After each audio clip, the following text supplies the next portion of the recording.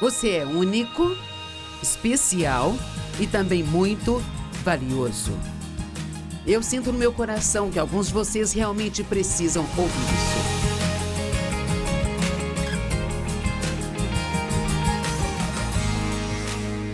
Obrigada por estar conosco hoje no Desfrutando a Vida Diária. Oro para que a palavra de Deus te abençoe hoje e mude a sua vida. Eu vou te ensinar sobre a autenticidade e ser exclusivamente você. E vou começar com alguns comentários iniciais. Ser o seu eu autêntico e único em um mundo que normalmente está tentando fazer de você o que eles querem que você seja é um desafio com o qual nós vamos lidar em diversos momentos de nossas vidas. Todos somos únicos. Isso é uma coisa boa, não é algo ruim. É algo bom. Não há ninguém exatamente como você no mundo todo. Ninguém. E isto faz de você não apenas único, mas também especial. Eu quero que entenda isso. Algo que é único no mundo geralmente é muito valioso e muito procurado. Com isso em mente, por que nós nos esforçamos tanto para sermos como os outros? Por que tentamos ser como as outras pessoas? Geralmente é porque nós realmente não estamos aceitando a nós mesmos. E tememos que as outras pessoas também não nos aceitem. É incrível a maneira como nós nos sentimos sobre nós mesmos e como geralmente projetamos isto em outras pessoas, achando que elas vão pensar o mesmo que pensamos sobre nós. Deus dá a cada um de nós talentos, habilidades e dons únicos. Mas Deus, Ele não dá tudo para todos, e eu acho que este é um ponto muito importante. Nenhum de nós tem tudo, mas todos nós temos alguma coisa. E ao fazer isso, Ele está demandando que nós dependamos uns dos outros. Se você tem um dom que eu preciso, mas eu não tenho esse dom, então eu preciso depender de você para ficar ao meu lado e compartilhar esse dom. Ele quer que trabalhemos juntos e que apreciemos os dons uns dos outros, em vez de ficarmos com inveja tentando imitar e tentando copiá-los. Uma das melhores coisas que você pode fazer é aceitar a si mesmo e acreditar que Deus te formou no ventre de sua mãe com as suas próprias mãos e com muito cuidado e que de um modo maravilhoso e assombroso você foi formado. Deixe-me repetir. Você é muito especial. Você é único. E você é especial e também muito valioso. Eu sinto no meu coração que alguns de vocês realmente precisam ouvir isso, então eu vou dizer de novo. Você é único, você é muito especial e você é muito valioso. Talvez ninguém tenha te dito isso, talvez tenha havido pessoas na sua vida que fizeram você sentir exatamente o oposto. Eu sei, eu me perguntava o que havia de errado comigo porque eu sentia que eu não era como todo mundo, sabe? Então eu me achava esquisita, mas Deus me ensinou que, na verdade, eu era única. Eu quero falar com você hoje sobre aprender a amar quem você é e estar em paz consigo mesmo. Alguns dos discípulos perguntaram a Jesus, isto está lá em Mateus 22, qual de todos os mandamentos é o mais importante? E Jesus disse, o primeiro e mais importante mandamento é amar ao Senhor seu Deus com todo o seu coração, com toda a sua alma, com toda a sua mente e sua força. E o segundo é este. Você deve amar o seu próximo como você ama a si mesmo. Agora, pense nisso. Como você ama a si mesmo? Você pode pensar que seria errado amar a si mesmo? Não estou dizendo para ser apaixonado por si mesmo. Não estou dizendo para você ser a prioridade o tempo todo e ficar achando que todo mundo tem sempre que fazer o que você quer que eles façam. Mas estou falando sobre amar a si mesmo, de amar a criação de Deus e, de verdade, eu acredito que se nós não nos amarmos de uma forma equilibrada, de uma forma santa, então não conseguiríamos receber o amor que Deus nos oferece. Romanos 5, verso 5 nos diz que o amor de Deus é derramado ou espalhado em nosso coração pelo Espírito Santo. Então, uma das primeiras coisas que deveríamos sentir quando recebemos a Cristo como Salvador é o amor de Deus. Sabe, isso pode parecer muito simples, é fácil falar com as pessoas, Jesus ama você, mas será que você está recebendo o amor dele por você? Você está a seu favor ou está contra si mesmo? Ninguém vai amar tudo o que fazemos. De fato, eu não amo tudo o que eu faço, sabe? Mas devemos amar a pessoa que Deus nos criou para sermos. Podemos aprender a amar a nós mesmos porque Ele nos ama e porque fazer isso é a vontade de Deus para nós. E até que você chegue a um acordo de paz consigo mesmo. Agora ouça o que vou dizer, você nunca vai desfrutar sua vida. Até você chegar a um acordo de paz consigo mesmo, você nunca vai desfrutar sua vida. 1 Pedro 3, 10 e 11 diz que, a fim de amar a vida e ter dias agradáveis, dias bons, devemos manter a nossa língua longe do mal. Isso é interessante. Então, a maneira que falamos é muito importante. E eu vou lançar uma pergunta aqui agora. Como você fala sobre si mesmo? Ouço pessoas dizendo, sou burro, não faço nada certo. Eu costumava falar assim. Mas eu precisei aprender a falar sobre mim como Deus fala de mim, sabe? Porque quando você diz coisas ruins sobre si mesmo, está realmente abrindo uma porta para o inimigo, para o diabo vir e conseguir causar estragos na sua vida. Em 1 Pedro 3,11 diz, você deve se afastar do mal. Isto vale se você quiser aproveitar a vida e ver bons dias. A Bíblia Amplificada diz, se você quer ver bons dias, quer pareçam serem ou não, aqui obviamente diz que você pode aproveitar a sua vida mesmo se tiver provações e tribulações acontecendo. Vocês devem se afastar do mal e você deve praticar o bem. Vocês devem buscar a paz. Mantenha a palavra buscar em mente. Se você estiver fazendo anotações, escreva aí buscar. Harmonia sem perturbação por medos, paixões agitadas e conflitos morais, e a busquem com intensidade. Procurar é outra palavra para escrever. Noutras palavras, esta paz ela não vai cair sobre nós lá do céu. Ela nos foi dada como um presente, porque Jesus disse, a minha paz eu vos dou. E a paz é um dos frutos do Espírito, por isso ela está em nós, mas ainda assim temos que buscá-la e procurá-la. E por quê? Satanás está sempre tentando tirá-la de nós. Não apenas deseje ter relacionamentos de paz com Deus, consigo mesmo e com os outros. 3 relacionamentos onde precisamos ter paz. Paz com Deus, paz consigo mesmo e paz com os outros. E eu acho que elas também devem vir nesta ordem. Primeiro, ter paz com Deus. Se você tem paz com Deus, pode ter paz consigo mesmo. E se tem paz consigo, então poderá ter paz com as outras pessoas. Eu sempre digo, e você talvez já me ouviu dizer, se assiste ao nosso programa com frequência, que nós não podemos dar aquilo que nós não temos. Se eu não tenho paz comigo mesmo, como eu posso estar em paz com você? Você deve perseguir e correr atrás dela. Eu amo isso. Perseguir, buscar, procurar por e ansiosamente desejar. Não teremos paz a menos que a busquemos e a busquemos diligentemente. Não é que ela não esteja lá, mas nós precisamos realmente querer. Eu entendi na minha vida que para que eu pudesse ter paz, eu precisava fazer algumas mudanças na minha vida. Algo que precisava fazer era perceber o que o inimigo estava usando para roubar a minha paz. Vou te dar um exemplo. Se eu não tiver tempo suficiente para sair de casa de manhã, se eu estiver vindo para o escritório, se tiver um compromisso, se a pressa entra, então eu sempre acabo perdendo a minha paz. Você precisa economizar tempo para as coisas que vão acontecer e que você não planejou, sabe? Porque quase sempre algo acontece. Você não consegue encontrar o que está procurando, ou você recebe uma ligação que precisa atender e isso te puxa para trás. E se você realmente quer ter paz, provavelmente terá que mudar algumas coisas na sua vida.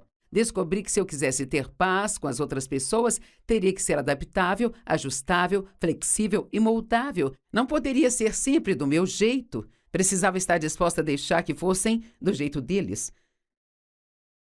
Apocalipse 12:10 diz, Então ouvi uma alta voz do céu dizendo: agora veio a salvação e o poder e o reino de nosso Deus e a autoridade do seu Messias, pois o acusador de nossos irmãos e irmãs, aquele que os acusa diante de Deus dia e noite, este foi arremessado ao chão. Satanás é definitivamente um acusador.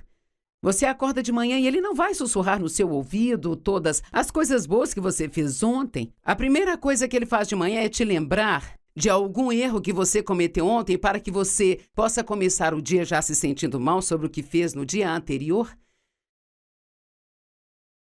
Ele só tem autoridade onde damos a autoridade a ele. Deus nos deu autoridade e poder sobre o inimigo. E a única maneira de caminhar livre é conhecendo a palavra de Deus para que possa reconhecer quando Satanás está mentindo para você e declarar a verdade e crer nisso ao invés das suas mentiras. E nós vamos pecar e cometer erros, mas através do arrependimento, basicamente significa se sentir mal por ter pecado, mas você também não só se sente mal, mas você está disposto a voltar e seguir na direção certa. Podemos nos sentir mal o tempo todo, mas a menos que estejamos dispostos a seguir na direção de Deus, nada vai mudar para nós. Pecaremos e cometeremos erros, mas pelo arrependimento, podemos ser totalmente e completamente perdoados e livres de toda a culpa. Você não precisa passar sua vida se sentindo culpado e condenado porque comete erros. Nós somos imperfeitos. Você não é surpresa para Deus. Ele sabia que você cometeria erros quando te convidou para um relacionamento com Ele. E todos nós vencemos o acusador pelo sangue do Cordeiro e pela palavra do nosso testemunho. O que significa a palavra do nosso testemunho? Significa testemunhar a palavra de Deus. Então, quando você começa a se sentir culpado, está se sentindo culpado por algo do qual já se arrependeu e já pediu a Deus para te perdoar? Você pode reconhecer que isto é o inimigo mentindo para você e você pode dizer coisas como: eu sou filho de Deus, Deus, Ele me ama e eu fui perdoado. Não há nenhuma condenação para aqueles que estão em Cristo e eu estou em Cristo. A palavra é chamada de a espada do Espírito. Ela é uma das armas mais eficazes que nós temos para usar contra o inimigo e devemos empunhar essa espada de 2 gumes. Se o soldado entrar numa batalha e tiver uma espada ao lado, mas nunca atirar da bainha e a usar, ele provavelmente será morto. E a Bíblia diz que aqueles que têm a minha palavra, declarem a minha palavra fielmente. Eu sempre declaro a palavra de Deus em voz alta com a minha boca. Todos os dias. Às vezes muito ou às vezes nem tanto. Mas a palavra de Deus é muito poderosa. Eu preciso me lembrar de que Deus, Ele me ama, que eu fui perdoada. E, cara, o inimigo odeia ouvir você falar assim, porque ele quer que você fale de tudo aquilo que há de errado com você. Efésios 6,17 é um capítulo da Bíblia, é bem o capítulo 6 que fala sobre a nossa armadura, a armadura que Deus nos deu para nos proteger contra o inimigo, sabe? E diz: vistam-se de toda a armadura de Deus. Então não adianta tê-la se você não vai usá-la. E uma das primeiras peças da armadura é o cinturão da verdade. Diz: aperte o cinturão da verdade. Então, quando você está numa batalha, quando o inimigo está vindo, você não pode apenas ter o cinturão da verdade, mas precisa ajustá-lo e se certificar de que o inimigo não o roube de você. Isso significa que você conhece a verdade, que a palavra de Deus diz, que é nela que você vai crer e vai declará-la. A segunda coisa que fala é a respeito de você colocar a couraça da justiça.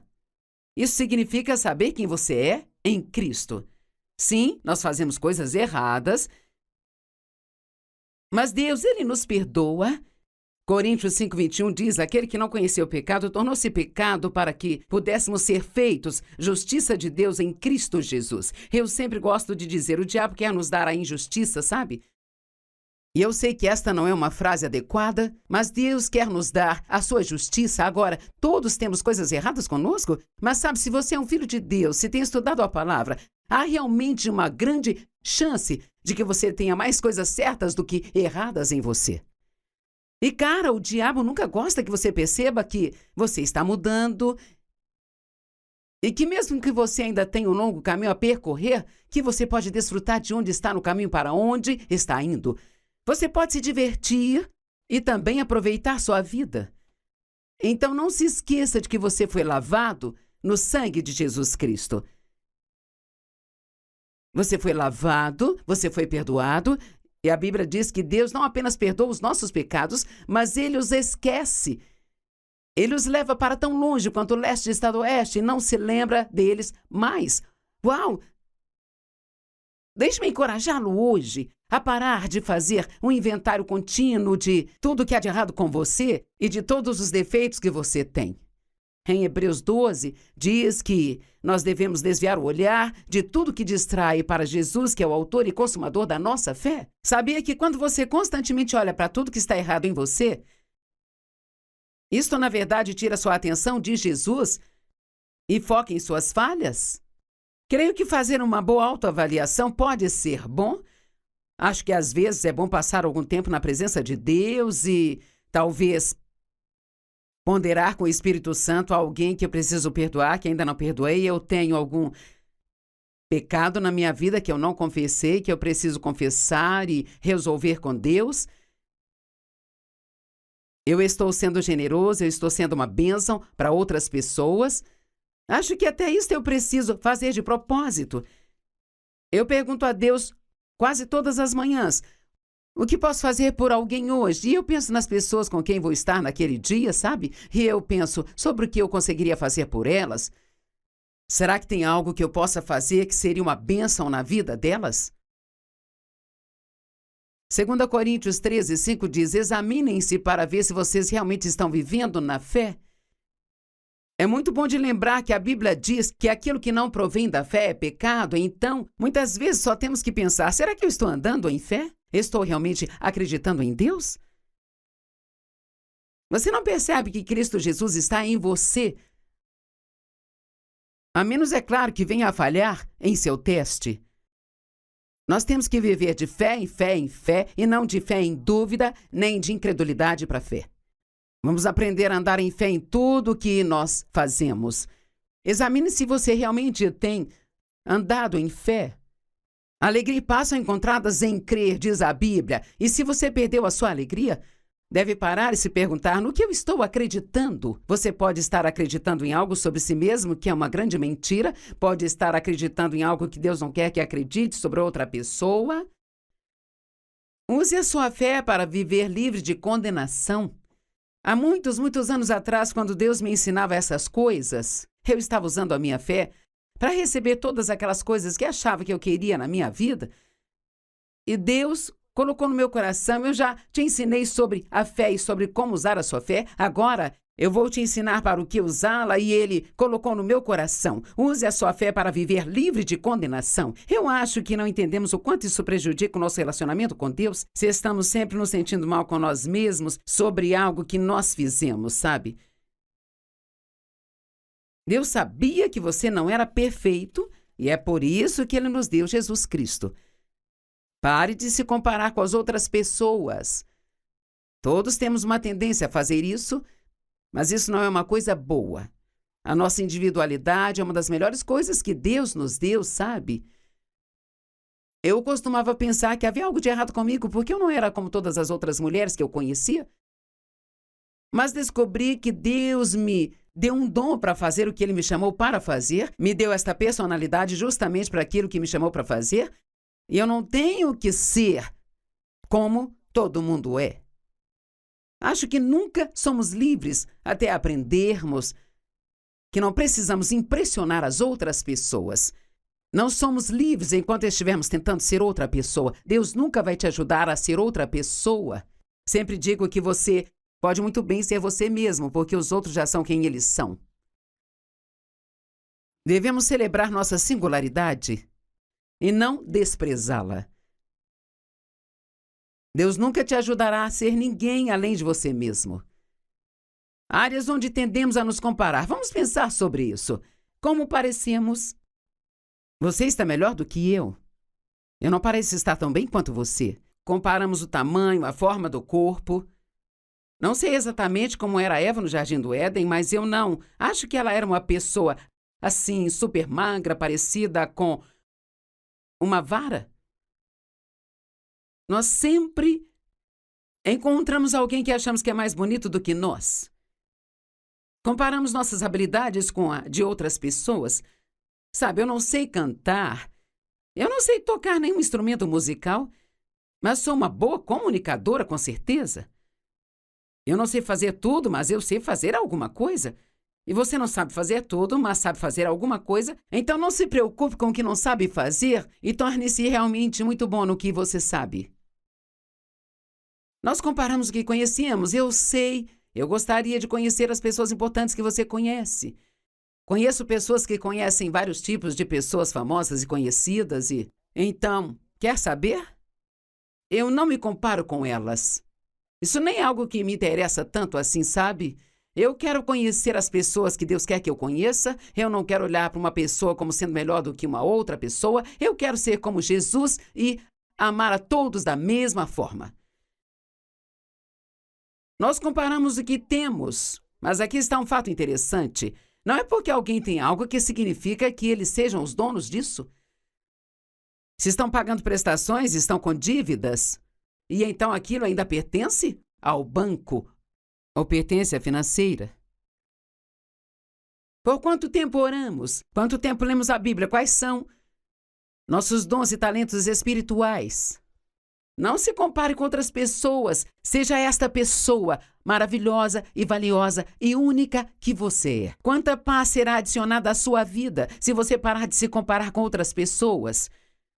E você precisa realmente entender a justiça. Nós falamos muito sobre saber quem você é em Cristo e... É incrível, quanto mais eu falo sobre isso, mas acho que as pessoas não entendem isso de verdade. Se você começa a conversar com as pessoas cara a cara, sabe? Elas realmente não entendem o que isso significa. Bom, estar em Cristo significa que você acredita e entende, pela fé, que quando Ele morreu, você estava com Ele naquela cruz. Quando Ele morreu, você morreu. Quando Ele ressuscitou, você ressuscitou. E Paulo disse, não sou mais eu quem vivo, mas Cristo vive em mim. E a vida que agora vivo, eu a vivo pela fé. E ele estava falando pela fé no Filho de Deus. Você está em Cristo e Ele está em você. Você recebeu uma troca divina. Ele pegou o seu pecado e te deu a justiça dele. Levou embora tudo que estava errado com você e te deu coisas novas e maravilhosas, das quais você pode desfrutar. Romanos 3, 20 e 24 diz, portanto, ninguém será declarado justo à vista de Deus pelas obras da lei, pelo contrário, através da lei nos tornamos conscientes do pecado. Se você voltar ao Velho Testamento e ler não só os 10 mandamentos, mas todas as leis que eles eram obrigados a seguir, oh meu Deus, eu sou tão grata por estar na nova aliança com Deus. E a lei era perfeita, era impecável, mas a questão é que ninguém conseguia segui-la perfeitamente. E lá diz que se você fosse culpado em um único ponto da lei, então você seria culpado em tudo. Deus não deu a lei para as pessoas esperando que conseguissem segui-la. Ele deu a lei às pessoas para mostrar a elas que elas precisam de um Salvador, que precisam de ajuda. Então a lei é boa, mas tudo que ela faz é conscientizá-lo do seu pecado para que possa se arrepender, pedir a Deus ajuda e não para que se sinta culpado e condenado. A justiça é dada através da fé em Jesus Cristo a todos aqueles que creem. E não há diferença entre judeu e gentio. Os judeus eram o povo escolhido de Deus. Eles tinham uma tendência a pensar que eles eram melhores que as outras pessoas. E assim, quando Deus começou a incluir os gentios num relacionamento com Ele, muitos tiveram dificuldades com isso. E Paulo tentou ensiná-los, não há mais homem ou mulher, nem judeu nem grego, mas somos todos um em Cristo. Todos pecaram e destituídos estão da glória de Deus. Mas a boa notícia é que a Bíblia diz, portanto, todos são justificados pela graça e justificados com Deus pela fé. Eu quero que você se lembre do quanto você é especial para Deus. Você deve ser autêntico e exclusivamente você mesmo. E nunca tente ser outra pessoa ou se sinta mal sobre quem você é.